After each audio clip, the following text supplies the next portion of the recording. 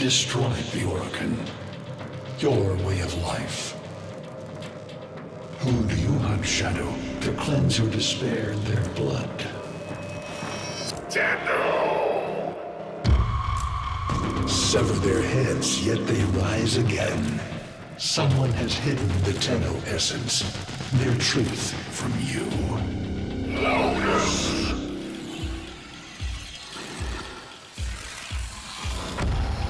I know where she hides the Tenno heart. A womb in the sky, forbidden to my kind, but where you will take me. I am Anhao, sentient destroyer of worlds. By your hand, expose their heart. By my edge, cleave it beating from its nest. Hey all, Siege here, and today I want to talk about one of the most interesting but also enigmatic characters in Warframe, the Stalker. To say this particular Warframe is unique would be an understatement for more reasons than I can think most would give credit for. It's believed he was nothing more than what was considered a low guardian by the standards the Orcan had set during their sovereignty, and yet he remains centuries old at this point, and by all rights at least surface deep, a Warframe like our own, but in ways even more powerful, such as when hunting Tenno in the Origin system. He is equipped with 6 different abilities, in which he is able to mimic the skills of 5 different Warframes: Excalibur's Slash Dash, Ash's Smokescreen and Teleport capabilities, Oberon's Reckoning skill, Mag's Pull ability, and Nyx's Absorb. And then later, when he takes the mantle of Shadow Stalker, he adds the ability to do Rhino's Charge, as well as a cadre of sentient capabilities. The Stalker will continue to hunt the Tenno, usually as retribution for the assassination of many of the planet bosses in the game. And given this, it does lend itself to the idea that, at least early on, he was either acting in the vein of a typical mercenary, being commissioned for vengeance by those we've taken down, or specifically pursuing chances to kill the Tenno by whoever is willing to give him a reason to, even being kind enough to send us a little courtesy email, letting us know he's coming. If it were me, I probably wouldn't do the whole email thing. It seems rather unwise for an assassin per se, but everyone has their own style, and maybe it's meant to show he has a level of honor he lives by, something he shares with his hated Tenno, incidentally enough. Nevertheless, once the second dream arc begins, where these same Tenno literally unearth both the true story behind the Lotus as well as her father, the long-buried sentient Anhao, the Stalker again shows his apparent dislike of our character knows no bounds by allying himself with the aforementioned sentient. And it's important to understand the gravity of such an alliance, given how much the two were at odds in the past. The Orcan, his people, as we are to understand, were in fact at war with these same sentients, the very reason the Tenno were utilized as they were, becoming the only true weapons the Orcan had left to wield, as the sentients were able to turn much of their current technology against them. During the sacrifice quest, Ballas gives us a bit of insight into what happened between the two factions, as well as how the Warframes came to turn the tide of war, something I think becomes extremely important when discussing the Stalker that we'll get into a little more in depth later. But he tells us, "It is with the greatest risk that I commit this recording. The codices within reveal the hidden weakness of your most feared enemy. My creations, my frames of war. What led us here? You did, you vile blasphemies. Machines thinking, breeding. You were to bear us a new, promised land. But when you arrived at that distant world, you knew that in time, we would bring ruin to it as well, as we had to Earth. And so it was, we came to war. Our hubris shone like a black star. For our technology, our war machines were your kin. How easily you turned them against us. We were forced to older means, not circuits, nor light, but flesh and disease. Our horrors passed, our ravaged outer colonies became gardens. The betrayal of the Orokin by Ballas is most likely a product of two things. First, his desire for revenge regarding the murder of Margulis, Ballas' former love interest and the origin of the Lotus, but especially after the events of the New War, potentially just as influential is his desire for power and control. A secret sabotage of those he deemed responsible for her death, as well as creating a complete void of power where only he was left to rule or destroy, would serve both of these purposes quite nicely, and I don't think it's too far a stretch to consider that at some point we'll learn he had a hand in the coordination of the Tenno's assault, or if nothing else, subtly influenced the situation, exactly as his MO seems to continually imply. The Warframe timeline proposes that Margulis' execution essentially led to Ballas taking over the transference program, as he reveals. Before the vain faith, our people held dualism as truth, that all things were of two parts, mind and body, consciousness and matter, of our world and the void. It was from there that our answer finally came. Distorted by vague horrors, we kept the Zariman survivors within a secret reservoir. They were the missing half. Transference linked. The Warframes the body, and they the mind.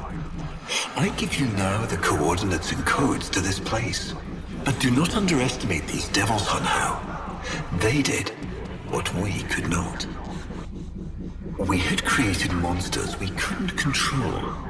We drugged them, tortured them, eviscerated them. We brutalized their minds, but it did not work. Until they came. And it was not their force of will, not their void devilry, not their alien darkness. It was something else. It was that somehow, from within the derelict horror, they had learned a way to see inside an ugly, broken thing. And take away its pain. And with the introduction of the Tenno, the war would end, and in convincing fashion no less. So it's not hard to imagine a time when this very same person would have not only championed the Tenno over his current confidant, but more importantly, he very likely would have looked at them as messiahs or even gods. For the Stalker in particular, he was betrayed by those he once called savior, as well as given a painful lesson in how war can change even the most steadfast of resolves, given the right circumstance. And that moment would present itself the day the Tenno are said to have massacred the Orokin elite, the apparent reason for his lust for vengeance. A day that was supposed to be a celebration, to honor these very Tenno as the heroes of their society and civilization. According to the Stalker Codex, he tells us, "Some have walked these desolate worlds while you have slept, some like me. I remember what you did. I remember the day. The Tenno appeared at the terminus, gleaming and victorious. Our cold and gold emperors, breathless, bathed you in Savior's silk. Then came the sound, across all our worlds, all at once, the ceremonial Naga drums, a royal salute to the honored Tenno, 10 solemn beats to declare the suffering was over. I watched from a distance with the rest of the Low Guardians. With each beat, terror began to crush my throat. The Tenno were not stoic and silent. They were waiting. They were poised. I tried to call out, but only a strangled whisper escaped. When the 9th beat rang, a torrent of blood filled the stadium, loosed by Tenno blades. The drums, the Empire, fell silent forever. Now I hunt, dividing your numbers, watching from that dark place. I am the ghost of retribution. You may forget, but you are not innocent. By nature, it would seem, the created always seek to destroy their creators.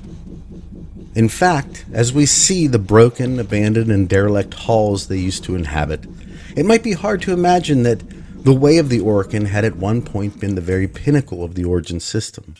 And once its usefulness had been exhausted, They set their sights on other galaxies to potentially inhabit, and implemented a fairly controversial invention to do much of the legwork and preparation. A type of machine capable of going to hostile systems to terraform without the need for any Orokin involvement. Like anything else offering this level of convenience, it came at the cost of those machines potentially becoming sentient and, quite frankly, not knowing what might come after that. What did happen next, though, is the very thing they feared, manifesting as what we know to be the sentience. These machines were now, in fact, truly sentient, and more importantly, bereft of their ability to recreate new generations of machines, in essence, their ability to procreate, blaming the Orokin for it and in turn waging war against their creators, nearly overcoming them in the process. By nature, it would seem, the created always seek to destroy their creators.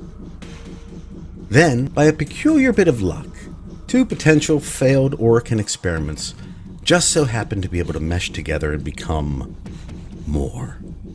The war would see the introduction of transference, void-born godlike children, armed with subjects of a previously scrapped super soldier program, that of the Warframes.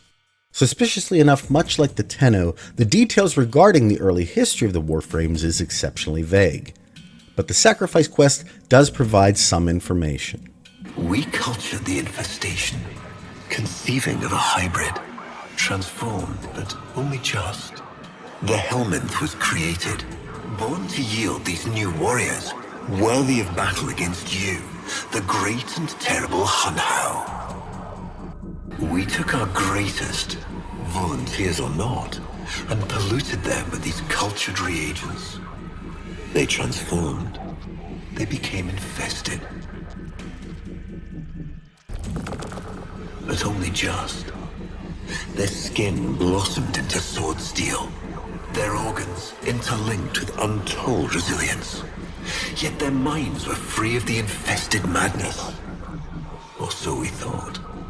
We set them upon the battlefield, biodrones under our command.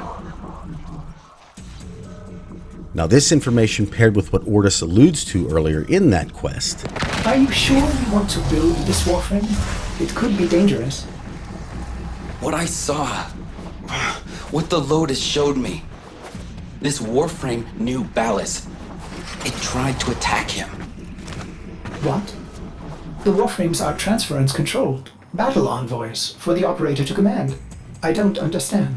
Can be considered somewhat conflicting if viewed from the lens of what we see in the Levirian, as many of the tales offered as backstories for the Warframes allude to them being quite controlled and meticulous, with clear intentional goals and even morals, hardly the berserking creatures described in the Rhino Codex. Red lights flashing on stark, white walls. Davis is running ahead of me, dropping his notes. We're running for our lives. The fear gives me a strange perspective. I'm out of my body. I've forgotten how I got here. I don't recognize this place. Davis and I slam, pinned against the cell door, and he shouts at me. I give him a dumb look. I can't hear him, the sirens, anything. Only the muffled throb of terror in my head. I turn away from Davis down the hall and I see it. The hulking mass, flickering red, glinting like steel and fresh blood. Its skin changes, flowing like mercury when I'm blinded by the sudden muzzle flashes. They do no good. The beast surges forward and the security men become crimson mist and gore. I'm a statue, a cornered animal. A gate opens inside me and recognition floods in. I have seen this monster before. I have cut its shell and eviscerated its brothers. I have given it pain and measured its response. I have crafted, then rejected countless like it. But I've never seen this beast so close without the shield, without the restraints. I have never seen it free. I know I will die, so I just watch with curious acceptance. The beast squats down, shoveling a heap of gore into its mouth. It's watching me with vague eyes, a sense of recognition, ancestral memory. It knows who I am and what I've done. It rears up like a bear and roars, shattering the lights and casting us into darkness. I can hear it lumbering toward me, its metal fingers rending the walls, but I know I am dead. I close my eyes and stand ready to pay. I feel the pullback on my arm and realize Davis got the cell open. He tugs me into the cell beyond, and I fall on my back. I see Davis standing at the open door waiting as the monster tears toward us. Suddenly, I could live through this, and I shout, "Davis, close the goddamn door!" But he shakes his head, eyes wide as moons. He shouts, "Watch." Over the roaring and rending of metal, then silence. Davis is panting, laughing. The beast fills the doorway, inches from him, dripping in blood, but still without violence. It stands there, looking at its hands. Davis whispers, "No one would have believed me." I crawl up the wall to stand opposite the door. I've never seen this cell, a cold place with an array of shelves. A morgue? Where are we, Davis? This is where they keep them. The ones from the Zeraman. I'm thrown. What was the Zeraman? The ship that never returned? Davis, what's going on? Davis turns to me, a smile forming. What's going on is... He turns back to the beast, now silent and calm. Big, fat promotions. Personally, I think this calls into question the Stalker specifically, but we'll get more into that later in the video. Now, given this information regarding their rather brutal war, it should articulate the very desperation all of these characters, Hun Hao, the Stalker, and even Ballas exhibit in the lengths they are willing to go to serve their current agenda. In fact, Hun Hao's desire to reclaim the Lotus into his sentient fold, as well as the shared desire for vengeance against the Tenno, is the premise that pushes the second dream forward, where Hun Hao is now in possession of the location of where the true Tenno reside, the moon, or Lua as we know it. Now, from what we're told, the Lotus was able to take the former Orokin capital, the very seat of their power, and make it vanish from the Orkin system, and for a very long time was concealed quite securely within the void. Given a weakness to this void the sentients demonstrate, going there would risk significant problems, but the Stalker does not possess this limitation, and thus was a perfect vessel for Hun Hao's vengeance. After all, once the Tenno would be gone, in theory at least, the Lotus would have no reason to shun her family and her kind, and maybe in this situation, she would be more inclined to accept a reunion, at least by his thinking. Upon reaching the Tenno, and within striking distance at their most vulnerable, there grew a tumultuous idea.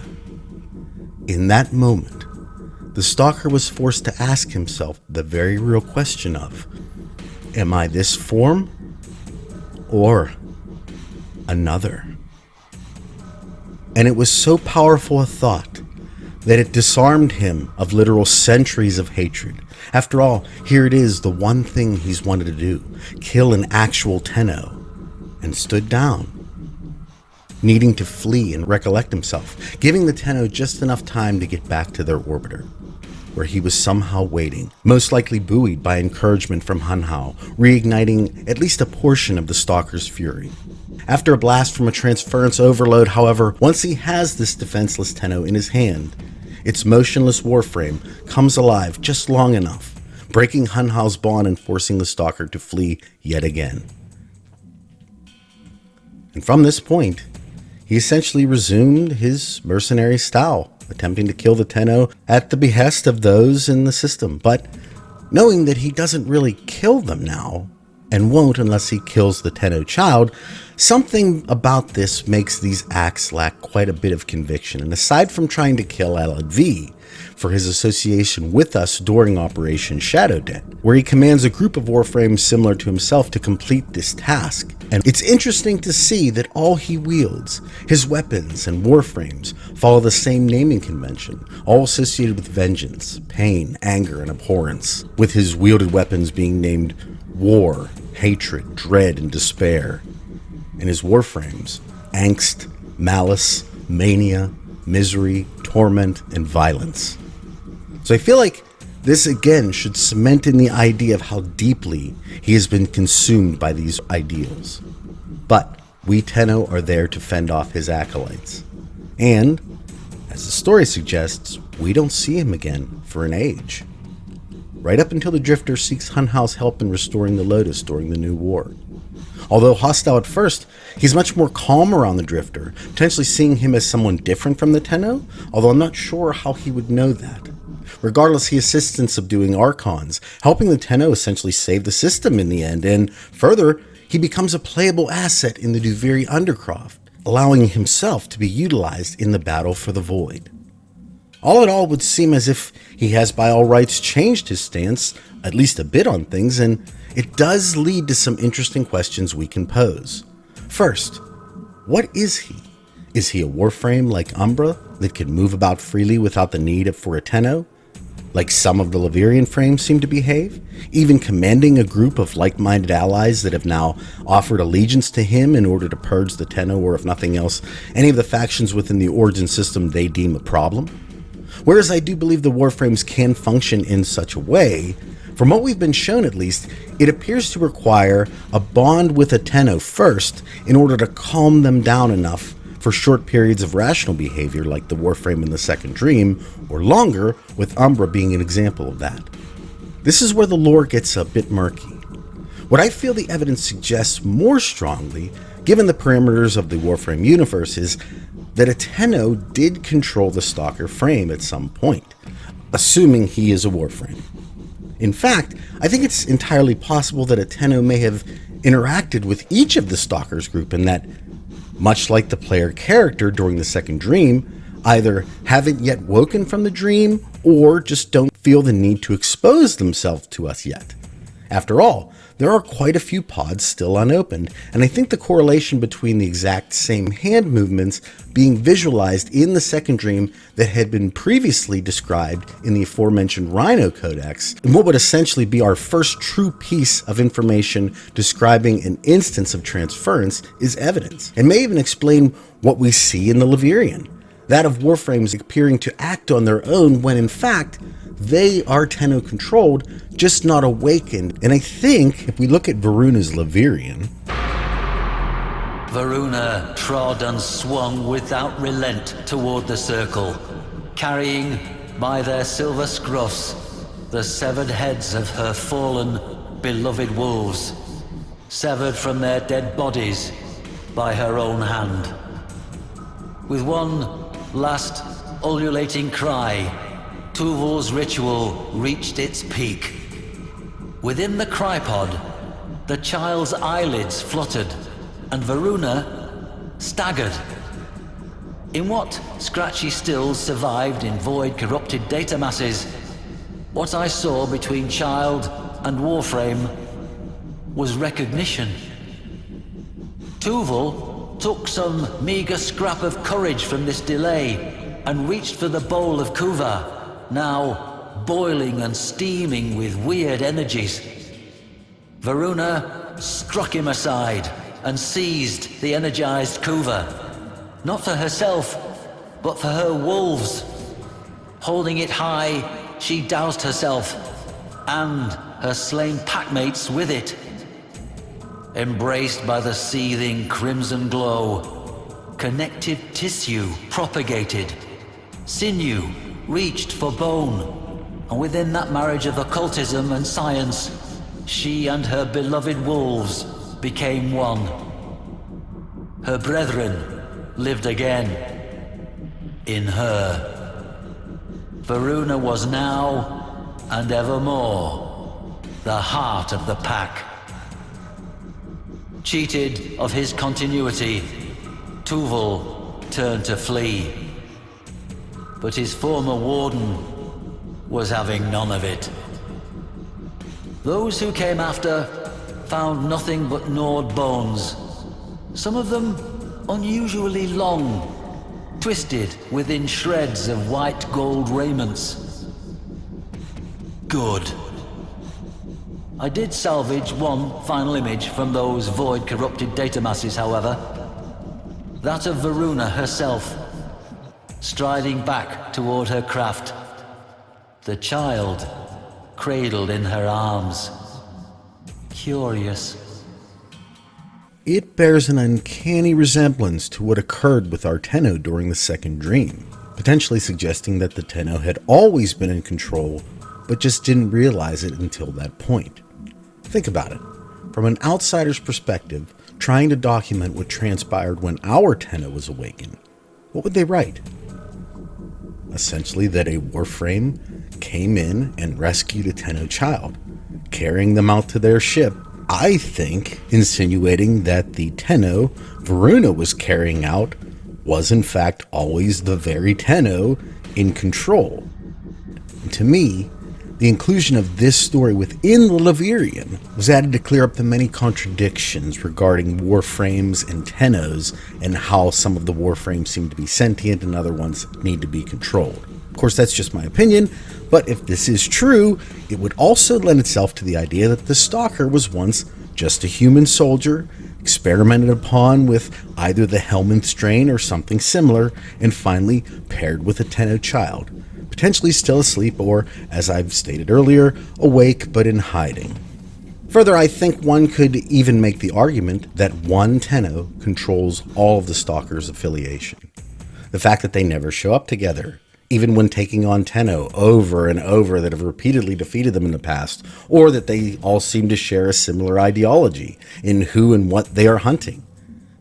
In essence, they are either stalking their own kind, other Warframes in the hope of finding the children, right up to the second dream where they realize those children actually control the Warframes, and then continue to hunt frames they know they can't kill without destroying the children, or that once he disappeared after the second dream was over, the Stalker too went and searched for his own Tenno, potentially reconnecting with him even and further gathering other Warframes and weapons. Assuming we don't find out later that Duviri is some form of dream reality, the ability for him to appear in there does lend itself to the idea that he is in fact a Warframe that can be utilized as such, and had his own pain healed, the Drifter being able to utilize him potentially being a kind of thank you for the success of their former alliance, as it's never stated anywhere that a Warframe cannot be utilized by two different Tennos should the need arise. If they are suits after all, that would actually make sense. Of course, that's just a possibility and probably just as likely to be the truth as the potential Arthur connection to the Stalker. Whereas I think most have assumed a connection with Excalibur and the Warframe program, the armor we see Arthur wearing is in fact a variation of what the Stalker dons. And given his appearance here, and the idea of the Stalker being a low guardian, could very well correlate with Arthur and what looks to be just a typical soldier.